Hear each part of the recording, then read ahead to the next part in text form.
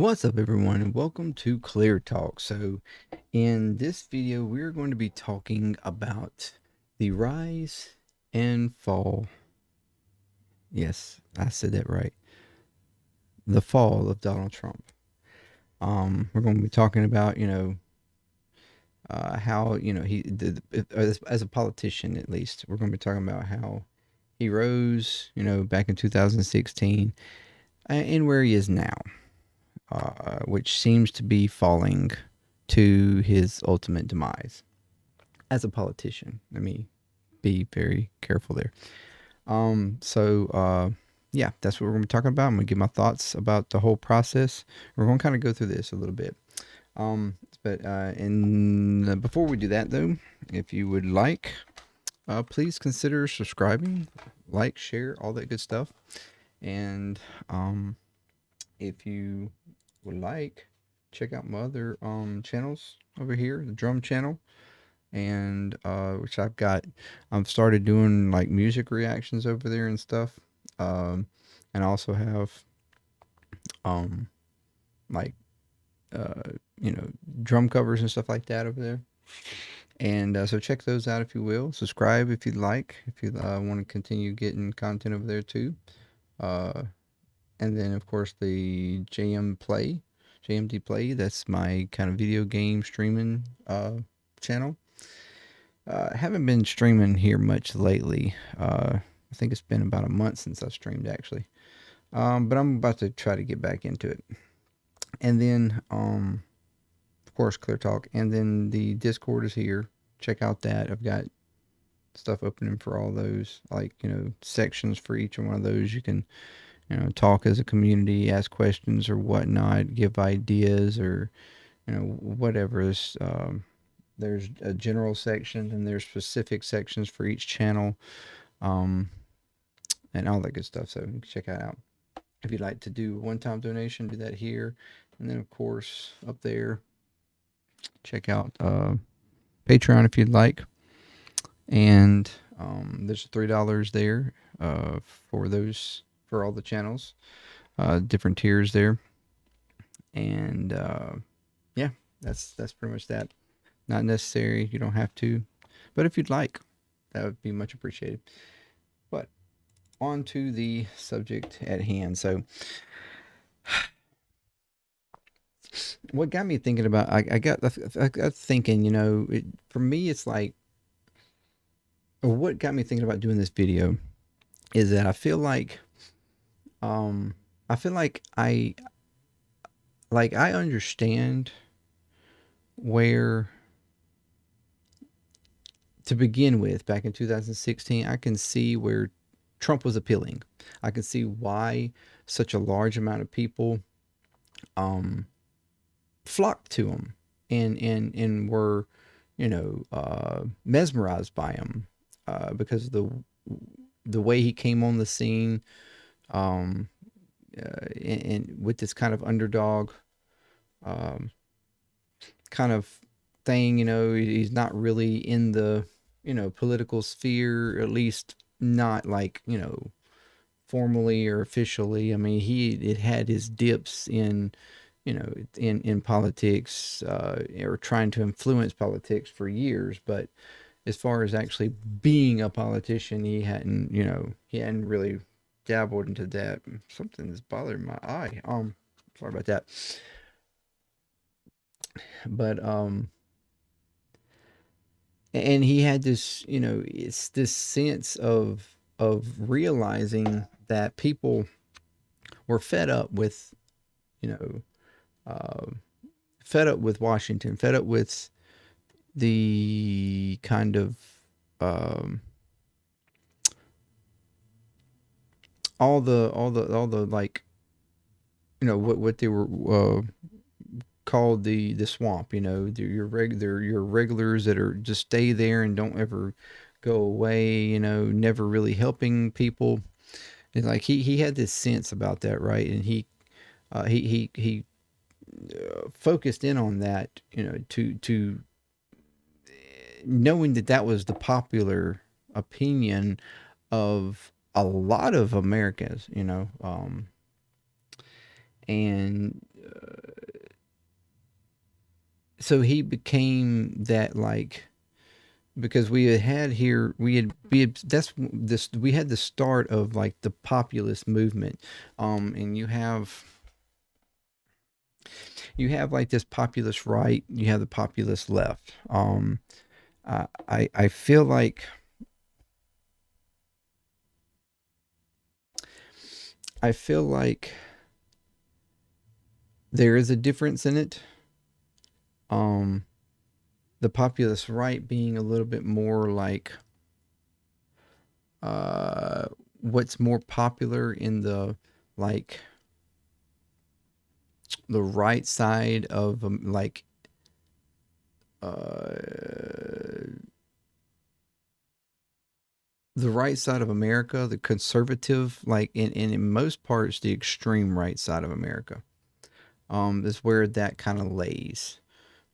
The popularity there, which is wrapped around immigration, wrapped around um, abortion issues, and sexuality, and all this kind of, like, these kind of issues that are very centered um, in religious ideology, or like uh, about, being pure, and that which is um, and that filters through all of that. I mean, even in immigration, the idea of being pure, a pure American, oftentimes kind of falls into that. This sort of underlying idea of, people coming in that are not pure Americans, and uh, little by little changing our society. I feel like that's the somewhat of a degree of the popular right, and um, along with the economy, it's really just about taxes, like lower taxes, make my stuff cheap, um, and stay out of my way, right? Like, I don't want the government in my business, or at least, for voters, that's kind of the idea. But they don't want the government in their business, but they want to be in other people's business. um, and then the populist left, I feel, kind of encompasses to some degree the rest of America.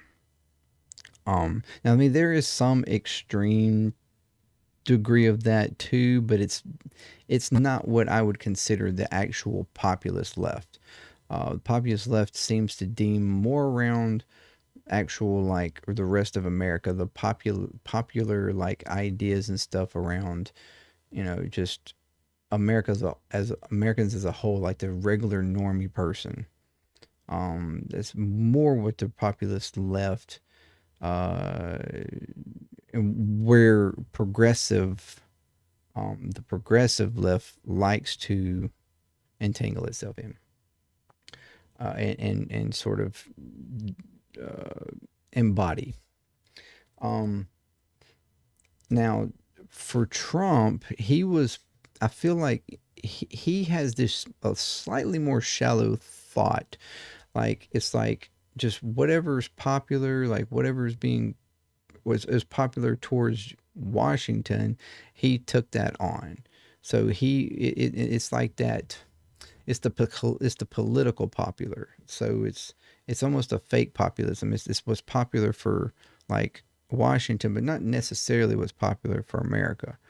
Um, and I know that might seem a little confusing, um, but he was speaking on things that people do like to hear, um, especially the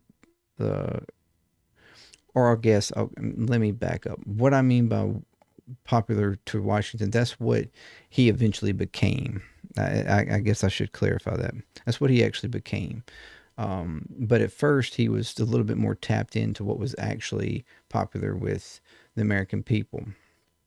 Um, so there was this attraction that was, understandable for a lot of people to get behind. The fact that he was uh, attacking Washington. A lot of the main, people there. You know, ultimately coming down to, you know, one of the probably most hated politicians um, in modern time, Hillary Clinton. Uh, and yeah, I know she has like, you know, and even then she had like a a fan base. She certainly has a fan base. She has a some, you know, even to I think some degree, even some sycophants to some degree, uh, because of, and it was more around just that like strong woman kind of vibe thing. But as far as like regular people, I feel like Hillary Clinton is just probably the most hated, like overall, probably, um, or most certainly, maybe hate's a strong word, but most certainly the most annoying, I think. Most like, could you just, could you just not be here anymore? Kind of. um, so when it come down to, you know, her being the presidential nominee, which I did not want at that time. I was for Bernie Sanders. It frustrated me to no end that what happened in that situation under the DNC and uh, and Hillary taking that realm, because for starters, as far as it comes to like a first like female president, I just felt like she was most certainly not the person to accompany that, like to take that like mantle. So I thought there was better options, or at least, well, maybe not necessarily better options at that. Well, maybe to some degree some better options, but most certainly we could have better options in the future. But she was not, for me, she was not the best option for that. To have like a first face for a female president, like, and then and that be successful going forward, you know, and not looked back as holy shit, we shouldn't have let this happen. I felt like Hillary becoming president after her reign, that would more or less be like the overall arching, you know, succession of her presidency, is that we're not ready for that. Like that, I think that would have been the opinion, and I didn't want that as the opinion. So I didn't think she was, as far as that's concerned. Like I didn't think that's the reason why I don't think she was, outside of the fact that there she just had some horrible policies and horrible past of what she had done, her warmongering side of her foreign affairs and everything. Like she just, um, I just nothing to do with it.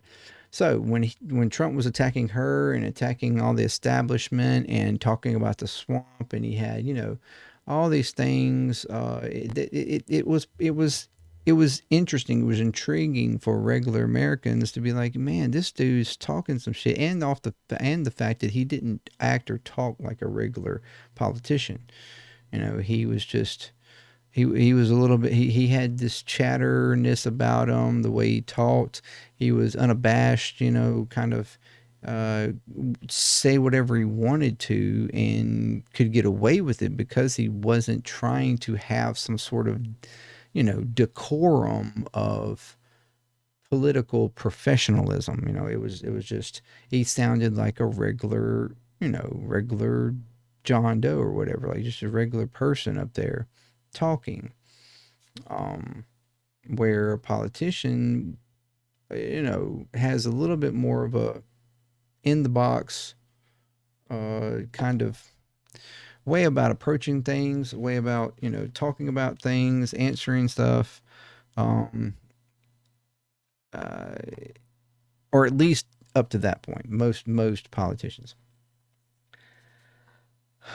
Um, I think that was the one thing that was somewhat appealing about Obama at first, is because he did kind of had that more casual feel to him, and I think that's what helped him. Although, you know, later on he certainly became a lot more politician-y. But yeah, Trump come in like with that, you know, just like like he was just off the street, come up in here talking his shit, and everybody, you know, that's what people wanted to see. They wanted to see that more relatable politician vibe and look. And so I understand it. I get it. I understand why people fail to him. It, I particularly never have liked Trump. It was nothing to do really with policies or anything like that. I just straight up just don't like Trump as a person. I never have. I didn't like him before he even attempted to like. I never cared for The Apprentice. I always thought he was just, and still do. I just feel like he's just of this level class of society that just does not grasp the regular person. Um, I don't think he did before he was president. I felt that while he was going for president in 2016, that he was fake. I don't think he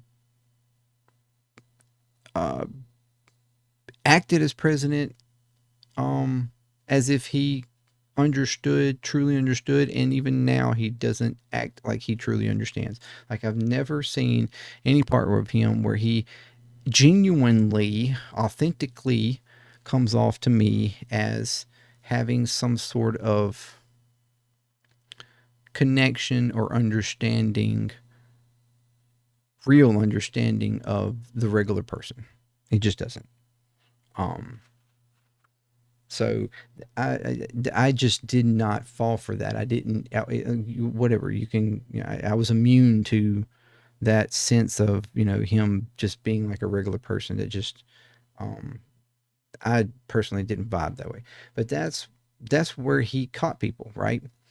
Um, and then becoming president, and doing his thing, he did a couple of things that did, and the way it was played off, it made sense to a lot of people, like the way it was sold. He's a good salesman, and although a lot of the policies that he and his administration put into place were not necessarily good for America, or not good for the American people anyways. It was oftentimes sold in a way that it was accepted. He's, like I said, he's a very good con man, good salesman. Um, and so, like when it's come to the tariffs and things like that, the selling it as if, like, well, China's never paid for never paid on tariff, on stuff that they're importing in, or well, exporting to us, and uh, but yet we have to pay all this stuff into them and blah blah blah. So the way it was played, it's like, yeah, that makes sense, but the idea was that he was placing tariffs across the whole system and trying to make everybody, and little by little, you could see where there were certain industries that it was most certainly affecting and hurting over time. Um, Now, yes, China paid a lot of money. True enough. Okay, and there is a place for tariffs. Um, but even like now, the way he talks about placing tariffs in with 20% and whatnot, across the board, like a flat tariff, that will cripple our economy. That will cripple how even price to us. Like that's the reason why Kamala's been talking about this 20% tax. It's because it literally will feel that way. Because it will increase the prices of everything. There's no problem. There's like I said, there's a place for tariffs. There's a place, and I didn't really mean to get into like specific things and talk, but real quick, there's a specific place for tariffs um, on products and stuff that we are trying to like make American, like, or want to hold in America.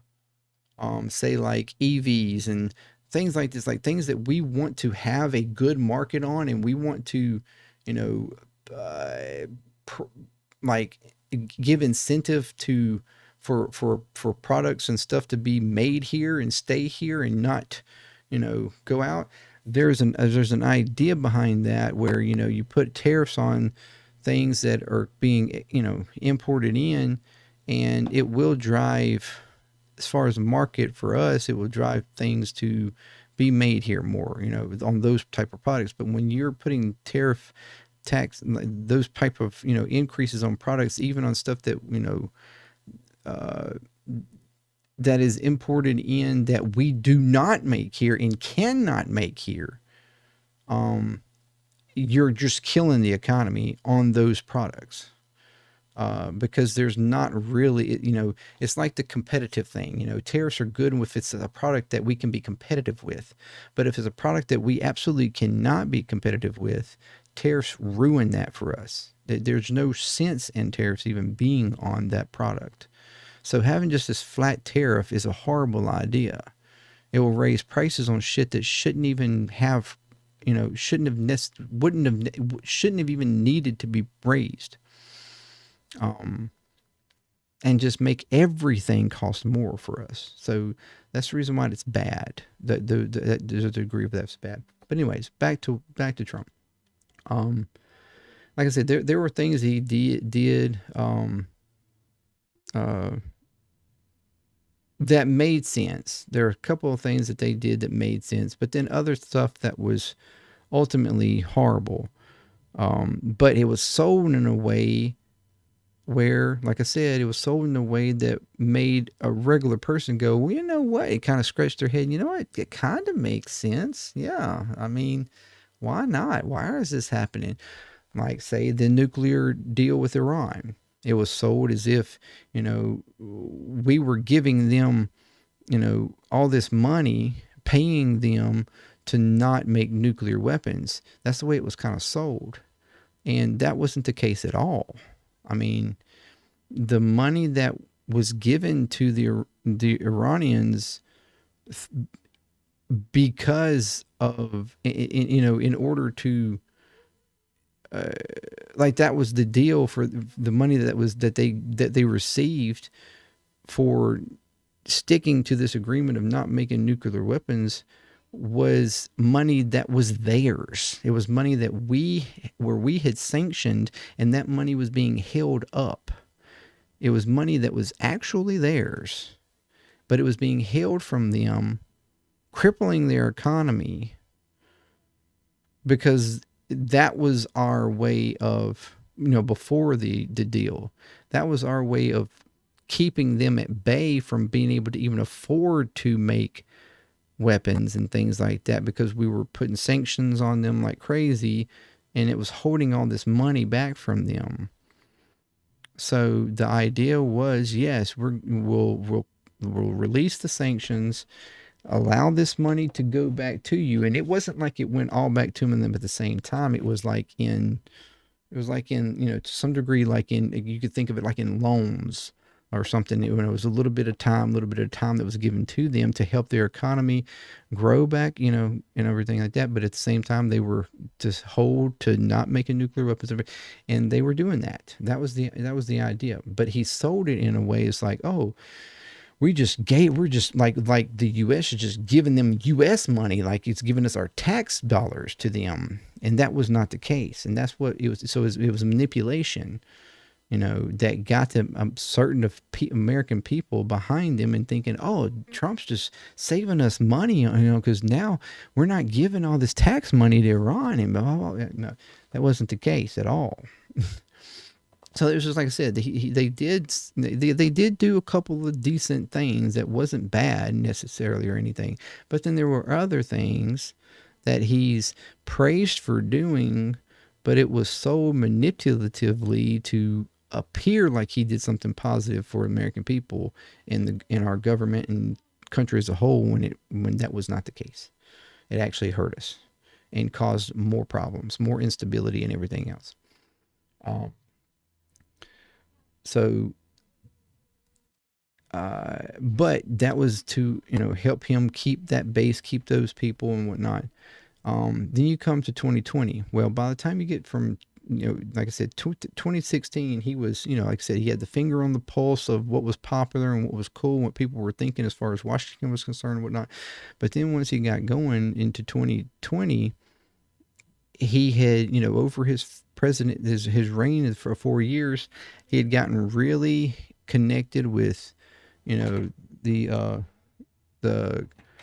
conservative politicians inside, that whole realm of politics, along with the media, Fox News and everything like that. He turned into, like, the typical just Fox News grandpa like type, where he was engaged in that type of rhetoric. He was engaged in all these things that they were saying, and like, uh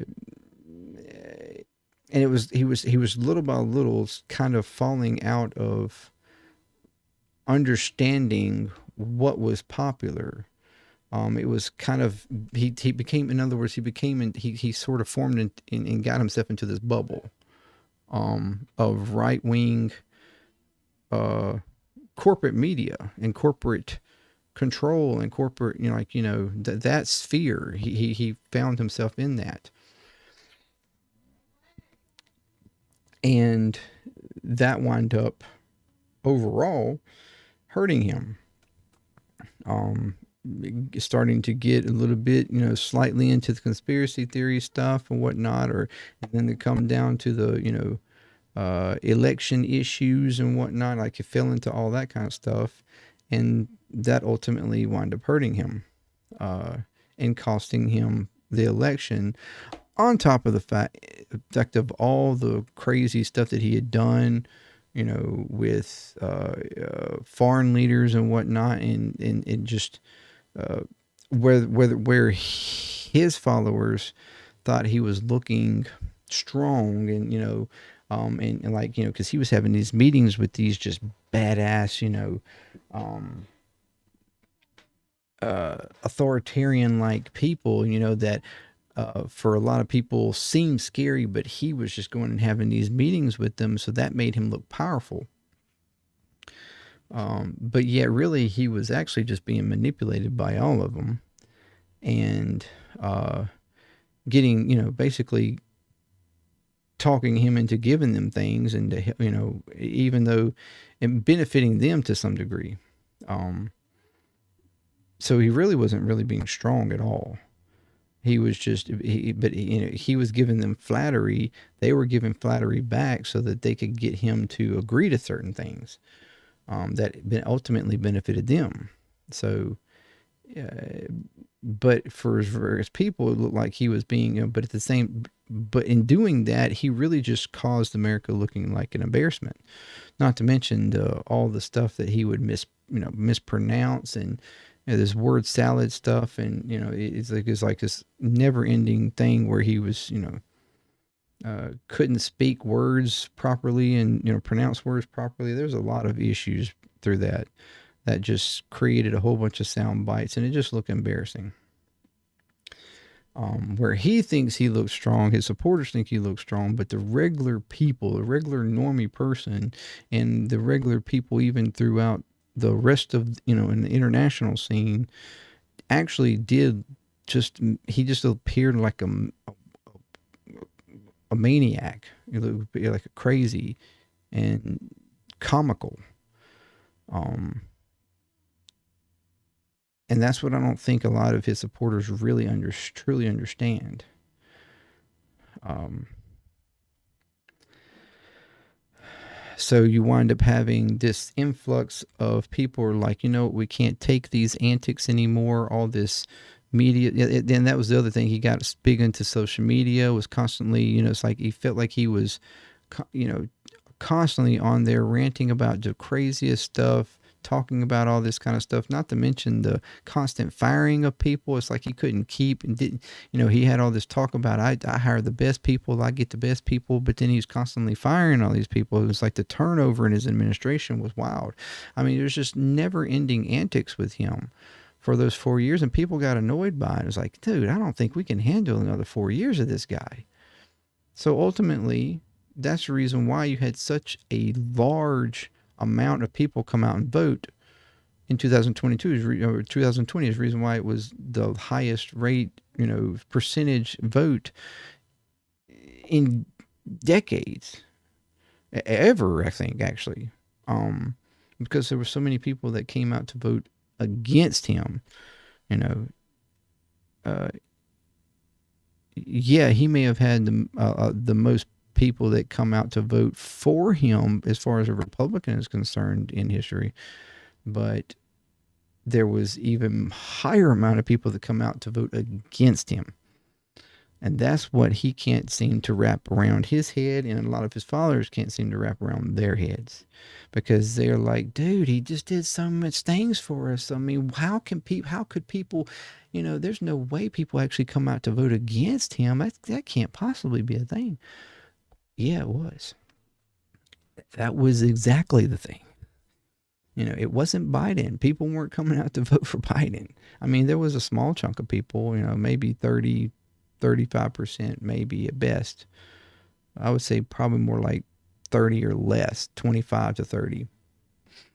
But the rest, they came out to vote against Trump. Um, and I mean like 25 to 30% of the actual votes for Biden. Um, so now, though, you had the whole issue from 2020 going forward, where it was about the election issue, you know, uh, denial and all this kind of stuff. And then the issue with Trump is that every time something doesn't go his way, he finds himself reverting to people that reassure him. He ignores people that are trying to be like, look, you can't do this, you can't do that. Look, you don't need to be doing this thing. We advise you to do this, blah blah blah. This was a mistake, or whatever. We need to try something different here, blah blah blah. He would ignore all those people that were trying to like hone him in and get him back in line. And he always reverts to people who are encouraging him and giving him that like solidification that he is doing the right thing, or that he is right. Because he's got this mentality where he just can't stand to be wrong. That's that narcissism, the narcissism, and sociopathic type thing, where he can't be wrong. He's got to be right about everything. There's no way he's wrong, and so he associates to people who give him and feed that. It's the reason why he was, with the Rudy Giuliani's and the, Mike Lindell's, and I think like all these people that were just like, oh no, you're perfect and you're doing everything right, and we're gonna fight this, and this is all wrong, and blah blah blah. Like that just incentivized him to go down the wrong path. And it pushed him further and further to the right, further and further into the conspiracy stuff, further and further into all these more niche bubble, over way over here, where in social media sphere, and just, to where now in 2024, he's so far over into that and believing just the most insane things, anything that's made up, anything like he's now we come to the, we're to the cats and dogs things. They're eating the cats, like that kind of shit. With people like recently here, the big ones is Laura Loomer, who is a crazy ass extreme, like the epitome of the most extreme MAGA. Like she encompasses that, the most extreme MAGA conspiracy theorist, like QAnon, like full on, like full far ass, all the way to the affinity line you can have on the right wing. She just epitomizes all of that. She, she embodies that whole, like, there's so much crazy shit she has said. She is, and racist bigotry, everything. Like she's just white nationalist, um, all to the highest degree. and she's the one now that's on his side and in his ear, and pretty damn sure she's the one that got him to talk about the cats and dogs and the pets. So I'm saying he surrounds himself more and more further, because that's the problem. His campaign, which is probably trying to keep him in line, trying to keep him focused to, you know, handle this flip that happened on him from Biden to Kamala, and he just can't wrap his head around it. And he keeps focusing in, like, again, once again, going to people who are, you know, validating his, you know, narcissism and everything, that he can't be wrong, and giving him all. Like, he just went so far. He's went so far to that side and to that craziness that he literally is no longer the Donald Trump of 2016.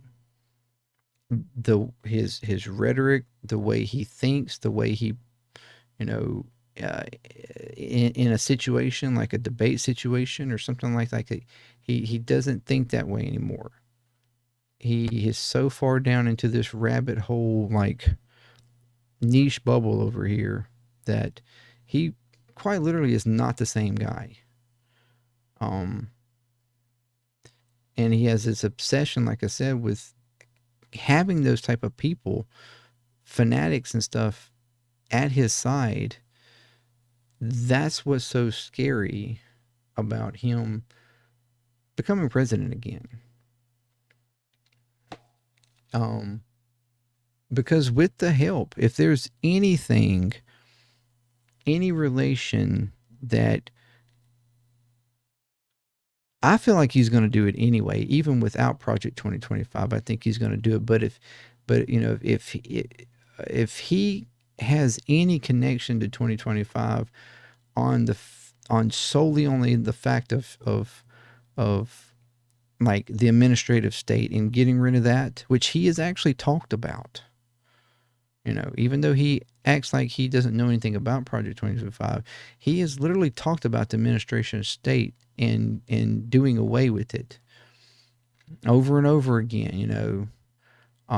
So that's something that I feel like he most certainly is going to do, even if he didn't do anything else in Project 2025. That seems like that's something that he solely actually thinks about, is thinking about doing, like getting rid of all these people that could potentially like hold him together or keep him back or keep him from doing anything, like anything he wanted, so that he can implant people that will say yes to him. Yes, men, yes, women, that will say yes to him no matter what. Because that's what he has gone into. Now, if you can call, you can, you know, place that as his narcissism, his sociopathic like tendencies, his even authoritarian like lean that he has more and more drove to, and you can try to act like he isn't, but he everything he talks about and says, you know, from uh, uh, going after political opponents when he gets into office to he's recently talked about uh, going after drug dealers and things like that, as far as like in like uh, imprisoning them, or even like I mean, in criminalizing them, like to in almost to some degree, like for life and things like that. Like there's so much of a, like he talking about doing all these extreme things when he gets potentially. I mean, and even from like the, you know, I'm gonna be a dictator day one, like and only on day one. That's the way he stressed it. You know, he was like, I mean, like only on day one, because I want to do this, and this, and this. Like as far as like uh, uh, executive, you know, decisions and whatnot. Um, but even that coming out of his mouth is scary. And I just feel like he has this obsession. He has this obsession with authoritarians, dictators, people, that look like kings. Like he wants to be a king. He has this overwhelming like desire to be some sort of empress type person. You can see it and read it all in everything he says. His whole aura is that way. Um, and that anybody who acts like that is scary getting in a place of power. I'm sorry, they just are. Um, and that's the reason why he's really a danger to becoming president again. Um, like I said, and the reason why even his vehement followers, I really wish they would step back and re-examine this guy, and realize that he is not the same guy as in 2016. He's not even the same guy that he was in 2020. I mean, he's gone even further. Like he's 2020 guy, but like on steroids now. I mean, it's not a direction that this country needs to go in. Now, in no means am I arguing or saying that like or acting like Kamala is a savior or something. Okay, that would be no different from the right wing that acts like Trump is a savior. No, she's not. She's not everything that's I would like to see happen. Even as far as like arguing, as far as her becoming the first woman president, like with the argument that I gave about Hillary, was she the one that I ideally would have wanted? No, but she is better than Hillary by quite a long shot. Um, and I do have this sense, especially the more she talks and the more that she has come, the way she is working now. A couple months ago, I would have said no, but now the more I hear from her and the more I see how she is acting in certain situations, and how she's handling certain questions, um, I do feel like okay, she's not going to be bad. Like she has the potential to actually be pretty decent, um, if she can be influenced in the right ways. But um, and on the flip side of that, she could also potentially not be that good. But it won't be like a damaging America type of not good. It'll just be a, you know, same as usual kind of not good. Like in other words, she won't be any different than Biden or or Obama or whatever. Like it's just going to be like status quo going. Whatever, that type of bad. Not I'm going to cripple America type of bad. Or turn everybody against everybody type of bad. So but I do feel like she has that potential to really actually be a decent president. Um, like I said, if she goes in the right direction and has the right influences. Um, but Trump, he has built himself around a group and platform in this social media just crazy bubble that it's just not it's not right for America. And most certainly not where I would like to see America go. It would hurt us so bad. It would take us back and look like a point in America where it we would not look serious anymore or be taken seriously. anymore. Um, Even particularly on an international scene. If he actually becomes president again, in my opinion. So yeah, this has went a lot longer than I actually kind of thought.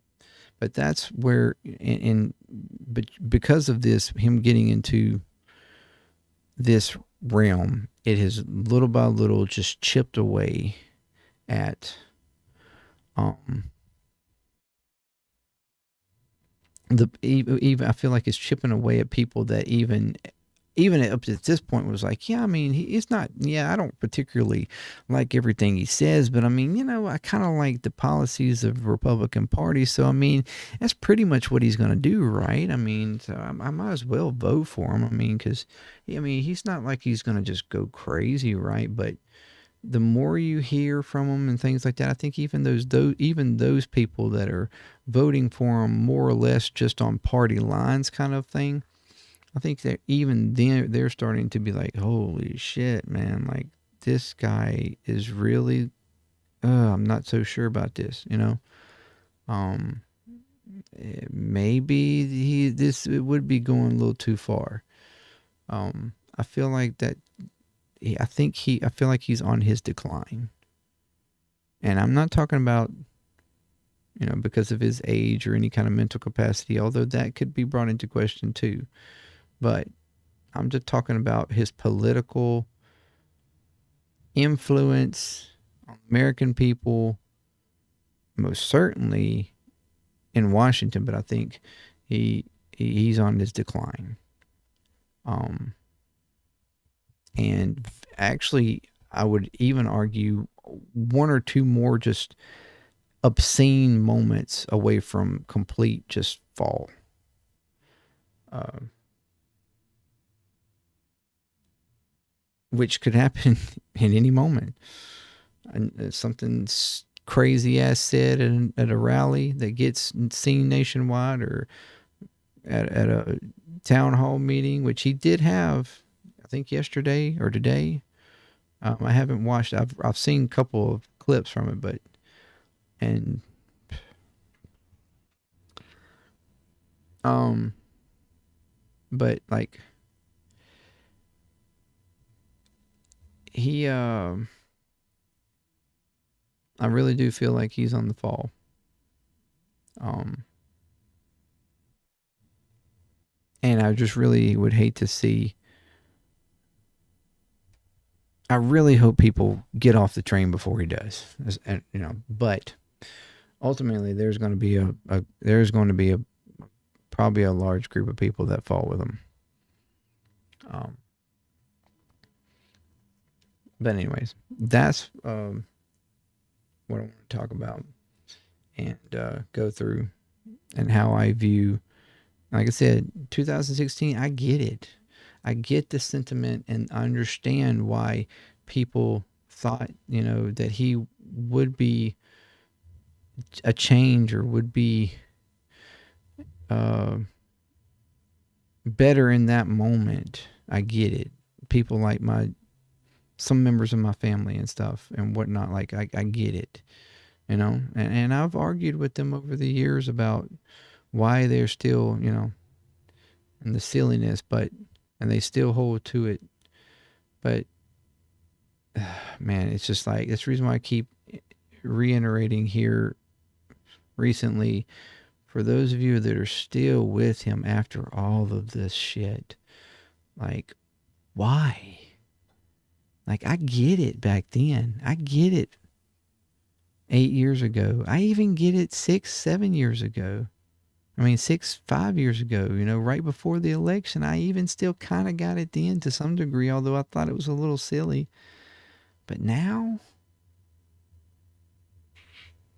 why? I don't.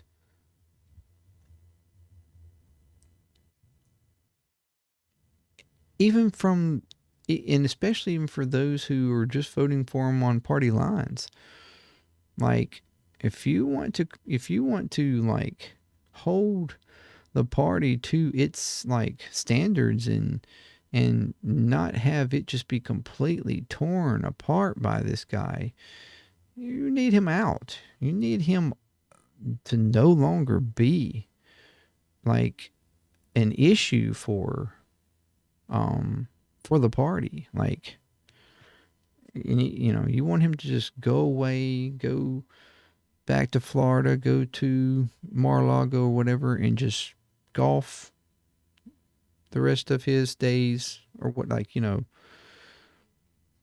um, I don't know. Anyways, but that's what I think. Let me know what you think. Do you know? Do you agree about with any of that? Some of it, not other parts of it, or you know whatever. Uh, am I insane? Let me know and what you think. And yeah, if you like this content again, consider subscribing, like, share, all that good stuff. But anyways, until next time, it's been Clear Talk. Peace.